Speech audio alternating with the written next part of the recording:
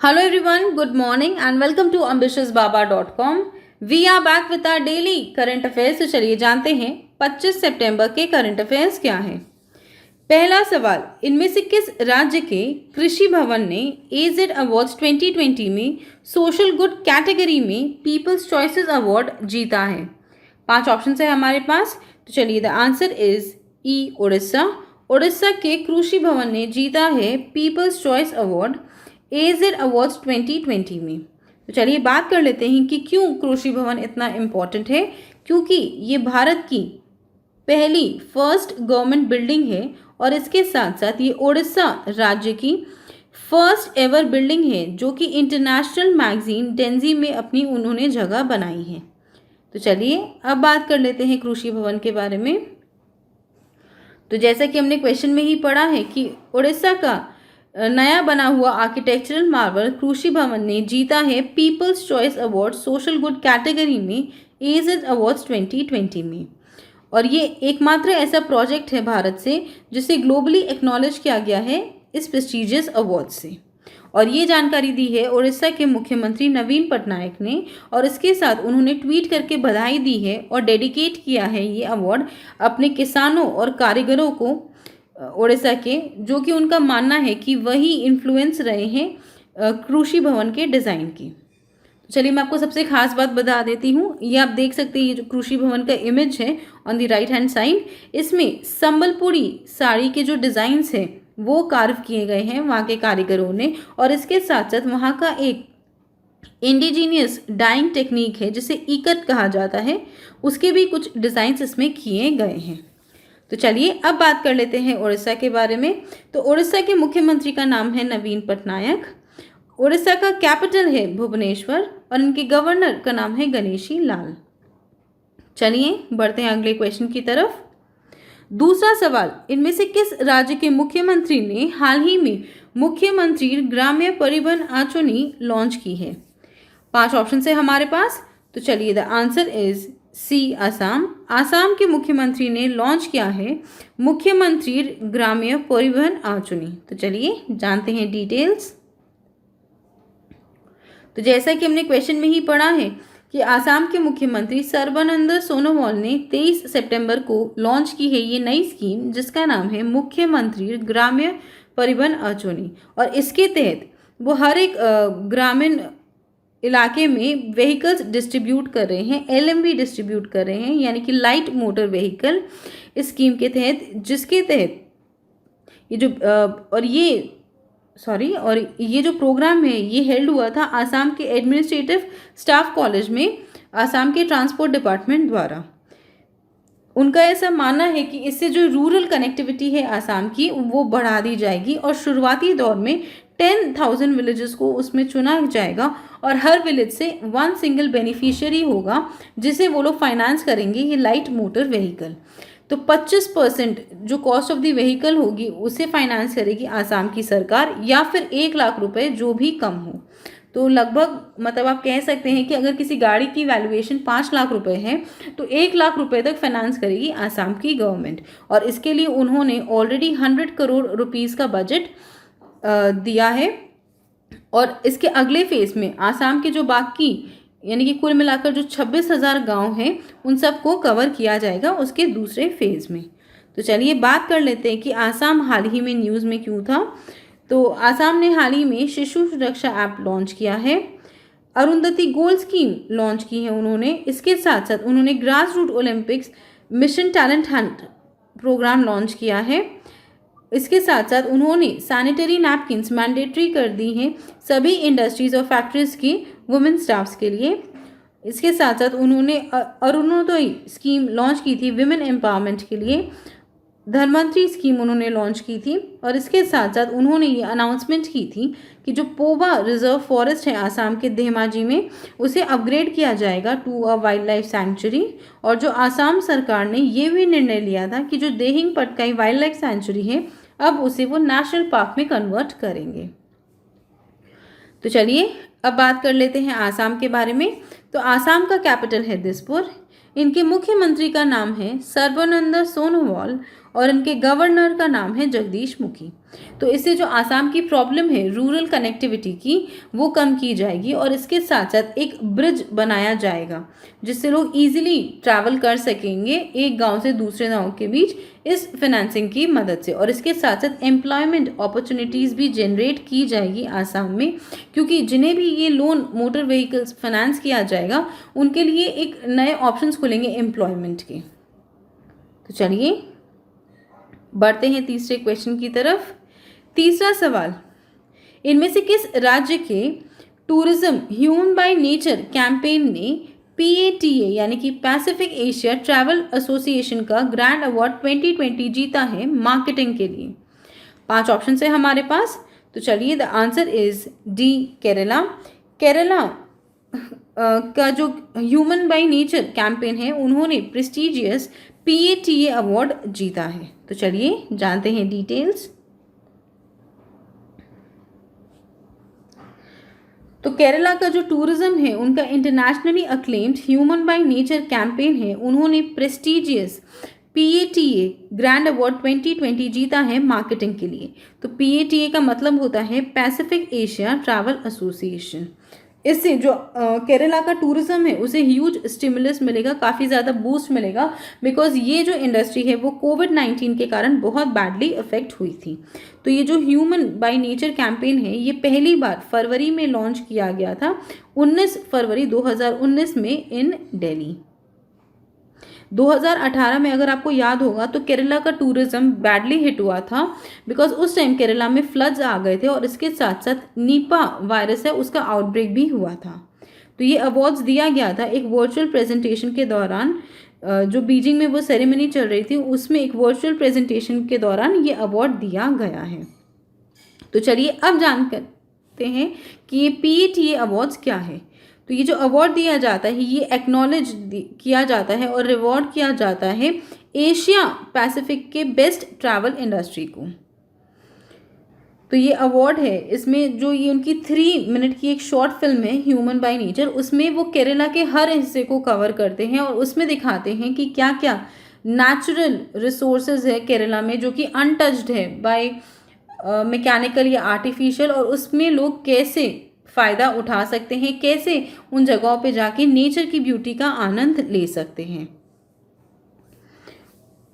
और इसके साथ साथ ये जो PATA ग्रैंड और गोल्ड अवार्ड्स विनिंग प्रोजेक्ट्स हैं इन्होंने इंडस्ट्री के लिए एक स्टैंडर्ड सेट किया है जो कि है based on excellence and innovations, जिससे बाकी सारे जो टूरिज्म वगैरह हैं वो फॉलो कर सकते हैं। तो चलिए अब बात करते हैं केरला के बारे में। तो केरला का कैपिटल है त्रिवंतपुरम, इनके मुख्यमंत्री का नाम है पिनाराई विजयन और इनके गवर्नर का नाम है आरिफ मोहम्मद खान। चलिए बढ़ते हैं अगले क्वेश्चन की तरफ। चौथा सवाल, 12 दिसंबर को कौन सा देश और संयुक्त राष्ट्र वैश्विक जलवायु शिखर सम्मेलन 2020 की को होस्टिंग करने जा रहा है? 5 ऑप्शन है हमारे पास। तो चलिए the answer is E United kingdom. United kingdom और यूनाइटेड नेशंस को होस्ट करेंगे ग्लोबल क्लाइमेट समिट 2020 जो कि होगा 12 दिसंबर को। तो चलिए जानते हैं डिटेल्स। तो जैसा कि हमने क्वेश्चन में ही पढ़ा है कि यूनाइटेड किंगडम और यूनाइटेड नेशंस को ऑर्गेनाइज करेंगे एक ग्लोबल क्लाइमेट समिट जो कि होने जा रहा है 12 दिसंबर 2020 को। ये किया जा रहा है बिकॉज इस दिन जो पेरिस क्लाइमेट अग्रीमेंट वर्ष 2015 में साइन किया गया था उसकी 5th एनिवर्सरी को मार्क करने के लिए। और इसमें UN के सेक्रेटरी जनरल एंटोनियो गुटेरेस और UK के प्रधानमंत्री बोरिस जॉनसन हिस्सा लेंगे और वो लोग को होस्ट करेंगे। तो चलिए बात कर लेते हैं कि पेरिस क्लाइमेट अग्रीमेंट क्या है। तो 2015 में पेरिस क्लाइमेट अग्रीमेंट साइन हुआ था और एज ऑफ 2020 189 कंट्रीज़ ने इसे साइन किया है। इसमें जितनी भी कंट्रीज़ थी उन्होंने ये शपथ ली है कि जो ग्रीन हाउस गैसेस है उसके जो इफ़ेक्ट्स है उसे वो कम करेंगे और इसके साथ साथ मिटिगेट करेंगे और उसे रिड्यूस भी करेंगे। इसके लिए हर एक कंट्री को अपना एक रोड प्लान सबमिट करना था कि क्या क्या वो एफर्ट्स लेंगे, क्या क्या वो एनर्जी सेविंग डिवाइसेस यूज़ कर सकते हैं या मैकेनिज्म्स यूज़ कर सकते हैं, तो इसके ऊपर उन्हें एक रिपोर्ट सबमिट करनी थी। और इसके साथ साथ वो एक एग्जाम्पल भी सेट कर लेंगे दूसरे नेशंस के लिए कि अगर वो काफ़ी ज़्यादा सक्सेसफुल रहे अपने ग्रीन हाउस गैसेस के एमिशंस को रोकने में, तो वो एज एन एग्जाम्पल सर्व करेंगे दूसरे नेशंस को। तो ये जो समिट होने जा रहा है ये उनका मोमेंटम बढ़ा देगा, क्योंकि जो United Nations climate change conference है COP26 वो होगा अगले वर्ष नवंबर 2021 में इन ग्लासगो, स्कॉटलैंड। और इसका मकसद क्या है? तो इसका मकसद ये है, इस समिट का मकसद यही है कि जो नेशनल गवर्नमेंट्स है पूरी दुनिया को, उसे और ज़्यादा एम्बिशियस और हाई क्वालिटी के क्लाइमेट प्लान्स लाने में मदद करेगी। तो जो हमने आपको ऑलरेडी बता दिया कि हर एक जो कंट्री है उसे अपना एक रोड प्लान सबमिट करना था कि कैसे वो ग्रीन हाउस गैसेस का जो इफेक्ट है उसे कम कर सकते हैं, कैसे अपने कंट्री में उनका कंजम्पशन कम कर सकते हैं। इसी के ऊपर उन्हें एक रोड प्लान सबमिट करना था। जैसा कि हम सभी जानते हैं कि ग्रीन हाउस गैसेस काफ़ी ज़्यादा प्रॉब्लमैटिक है हमारे एनवायरनमेंट के लिए, और ये one of the main reasons है फॉर ग्लोबल वार्मिंग। चलिए बढ़ते हैं अगले क्वेश्चन की तरफ। 5वां सवाल, इनमें से किस देश के राष्ट्रपति ने मोहम्मद हुसैन रोबल को उस देश के नए प्रधानमंत्री के रूप में चुना है? 5 ऑप्शन है हमारे पास। तो चलिए the answer is B, Somalia. Somalia के राष्ट्रपति ने मोहम्मद हुसैन रोबल को सोमालिया के नए प्रधानमंत्री के रूप में चुना है। तो चलिए जानते हैं डिटेल्स। तो सोमालिया के राष्ट्रपति मोहम्मद फरमाजो ने 22 सितंबर को मोहम्मद हुसैन रोबल को सोमालिया के नए प्रधानमंत्री के रूप में चुना है, और वो रिप्लेस करेंगे पूर्व प्रधानमंत्री हसन अली खायरे को, जिन्हें पार्लियामेंट से वोट आउट कर दिया गया था इन दी मंथ ऑफ जुलाई। तो चलिए अब बात कर लेते हैं सोमालिया के बारे में। तो सोमालिया का कैपिटल है मोगादिशु। इनके राष्ट्रपति का नाम है मोहम्मद अब्दुल्लाही फरमाजो, और इसकी करेंसी है सोमाली शिलिंग। चलिए बढ़ते हैं छठे क्वेश्चन की तरफ। छठा सवाल, हाल ही में ओडिशा के चांदीपुर इंटीग्रेटेड टेस्ट रेंज में इनमें से किस स्वदेशी विकसित मिसाइल का सफल परीक्षण किया गया है? 5 ऑप्शन है हमारे पास। तो चलिए द आंसर इज ए, पृथ्वी-2। पृथ्वी-2 का सक्सेसफुल परीक्षण किया गया है। तो चलिए जान लेते हैं पृथ्वी मिसाइल्स के बारे में। तो पहली बार इन्हें टेस्ट किया गया था इन द ईयर 1988। तो पृथ्वी मिसाइल्स हमारे पास 3 है, यानी कि पृथ्वी 1, 2 एंड 3, और तब से लेके अब तक 20 टाइम्स इनका परीक्षण किया गया है।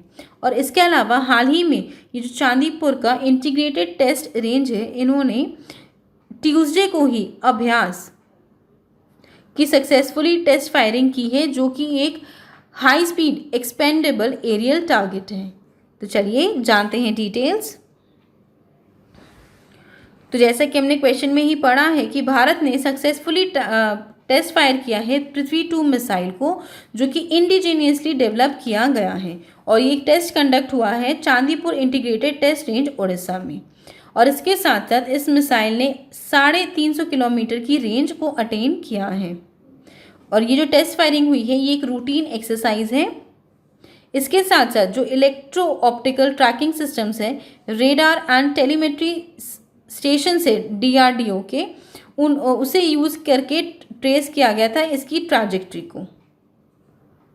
चलिए बढ़ते हैं 7वें क्वेश्चन की तरफ। 7वां सवाल, एनर्जी एफिशिएंसी सर्विसेज लिमिटेड के नए मैनेजिंग डायरेक्टर के रूप में इनमें से किसे चुना गया है? 5 ऑप्शन है हमारे पास। तो चलिए द आंसर इज ए, रजत सूद। रजत सूद को चुना गया है एनर्जी एफिशिएंसी सर्विसेज लिमिटेड के नए मैनेजिंग डायरेक्टर के रूप में। तो चलिए जानते हैं डिटेल्स। तो ये एक जॉइंट वेंचर है ऑफ द PSU, यानी कि पब्लिक सेक्टर अंडरटेकिंग्स, जो कि आती है under the ministry of power, government of India. So energy efficiency services limited ने अपॉइंट किया है रजत सूद को अपने नए मैनेजिंग डायरेक्टर के रूप में फ्रॉम इमीडिएट इफेक्ट। इसके अलावा वो रिप्लेस करेंगे एस गोपाल को, जिन्हें एडिशनल चार्ज दिया गया था as the interim MD। S Gopal है commercial director of energy efficiency services limited. तो चलिए जान लेते हैं एनर्जी एफिशिएंसी सर्विसेज लिमिटेड के बारे में। तो इसके हेडक्वार्टर्स है नई दिल्ली में और इनके चेयरमैन का नाम है राजीव शर्मा। चलिए बढ़ते हैं अगले क्वेश्चन की तरफ। 8वां सवाल, वर्ल्ड फार्मासिस्ट डे हर साल किस दिन मनाया जाता है? 5 ऑप्शन है हमारे पास। तो चलिए द आंसर इज 25 सितंबर। 25 सितंबर को हर साल वर्ल्ड फार्मासिस्ट डे मनाया जाता है। तो चलिए जानते हैं डिटेल्स। तो वर्ल्ड फार्मासिस्ट डे हर साल ग्लोबली 25 सितंबर को मनाया जाता है। इस दिन को मनाने का मकसद यही है कि लोगों में जागरूकता फैलाई जाए कि एक फार्मासिस्ट की कितनी इम्पोर्टेंट रोल होती है हमारी ज़िंदगी में और हमारे हेल्थ को इम्प्रूव करने में।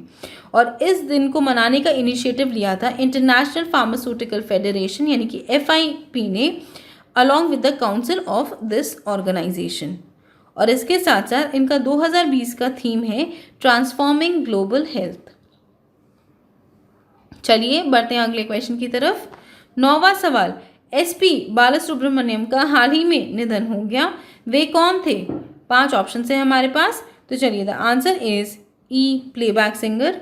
SP बालासुब्रमण्यम एक जाने माने प्लेबैक सिंगर थे। तो चलिए जानते हैं डिटेल्स। तो legendary playback singer SP Balasubrahmanyam का 25 सितंबर को एट द एज ऑफ 74 निधन हो गया है। और इसके साथ साथ इंडियन म्यूज़िक ने अपनी एक बहुत ही मेलोडियस और खूबसूरत आवाज़ खो दी है। उन्हें उनके फैंस पादुम नीला या फिर सिंगिंग मून भी कहते थे और इसके लिए उन्हें उनकी कला के लिए उन्हें पद्म भूषण से भी नवाजा गया और इसके साथ साथ उन्हें कई सारे नेशनल अवार्ड्स दिए गए हैं। तो चलिए with this we come to the end of today's class. I hope आपको ये वीडियो पसंद आया हो। अगर ये वीडियो पसंद आए तो इसे लाइक कीजिए, अपने दोस्तों के साथ शेयर कीजिए और हमारे चैनल एम्बिशियस बाबा को सब्सक्राइब ज़रूर कीजिए। Also please visit our website test.ambitiousbaba.com, जहाँ पर आपको कई सारे ऑनलाइन मॉक टेस्ट मिल जाएंगे अलग अलग सब्जेक्ट्स रिलेटेड। आप इस वेबसाइट पर जाके अपना डिज़ायर्ड मॉक टेस्ट परचेज कर सकते हैं और उसके बाद आप उसे एक्सेस कर सकेंगे 24/7 अपने अकाउंट में। इसके अलावा कोई सजेशन हो या फिर कोई कंप्लेन हो तो हमें नीचे कमेंट करके ज़रूर बताइएगा, हमें उसका इंतज़ार रहेगा। Thank you friends, that's all for today and have a great day.